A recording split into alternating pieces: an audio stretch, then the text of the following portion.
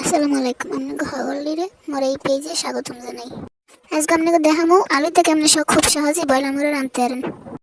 প্রথমে কি করমু, গোস্তটারে হলুদ আর নুন মাখাইয়া খালি তেলের উপরে ভেজেছিলাম। ভাজা হয়ে গেলে সেই তেলের মধ্যে আবার একটু তেল দিয়া এই আলু আছে না, আলুটারেও হলুদ আর নুন মাখাইয়া এবার একটু বাজা দিন, হেলে খাইতে একটু ভালো লাগবে।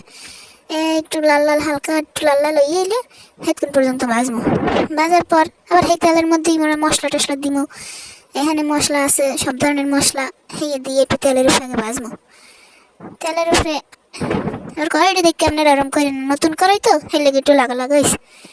এই ভাজা হয়ে গেলে মধ্যে মশলা সব বাড়া আনলে মরিচ হলুদ, না থুকু হলুদ না, মরিচ সহ সব ধরনের মশলাই আমার বাড়া হেয়ে দিলাম তেলের মধ্যে। লাড়ি সেড়ে একটু মশলা দিয়ে একটু তেল চাল ছাড়বে, হয়ে গেলে একটু পানি দিয়ে দেবো। পানি দেওয়ার পর এবার একটু হলুদ দেবো, হেলে ভালো লাগবে। হলুদ দেওয়ার পর নুন দেবো। আগে নুন দিলে কিন্তু মশলাটা ভালো হবে না ভাজা। ভাই নুন দেওয়ার পরে এরপর ওই আদা রসুন বাটা একটু দিব, দিয়ে একটু ভালো হরিয়া লাড়ি সেড়িয়া এর মধ্যে গোস্তটা দিয়ে দেবো। আলু কিন্তু আগে দেবো না, আগে গোস্তটা দিয়ে এই মাহাম কষাম আর কি। একটুখানি হলদি ডাইকে রাখবো। গোস্ততে কিন্তু পানি বেরিয়েবে না, কারণ আগে আগে ভাজিয়ে লাইছি। তেলের উপরে পানি বেরিয়েবে না, কিন্তু একটু ভুনবো মশলার মধ্যে দিয়ে। গোস্তটা আলাদা একটু মাখাইলে গোস্তের মধ্যে একটু মশলাটা ঢুকবে, একটু ভালো লাগবে।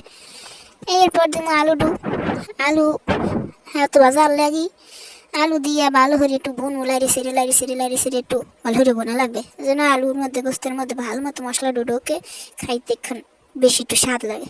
এই মশলা পরে এবার দিব মৌ কি করতে না মেরা, ওই যে পেঁয়াজ রসুন বাইটটি তুললাম, হেঁটে যে একটু পানি রয়েছে পেঁয়াজ রসুন ওটা হেয়ে রেখায় মৌ। এরপর ডাইকে দিলাম, ডাইকে ধরেন 5-7 মিনিট পর এই জাগাইলাম। জাগাই দিয়ে ফুটতে আছে, পানি কিন্তু বেশি দিম না, আগে ভাজা না। আবার ডাইকে থইলাম, এই আবার 5 মিনিট পর আবার একটু লাড়ি সেড়ে দেওয়া লাগবে।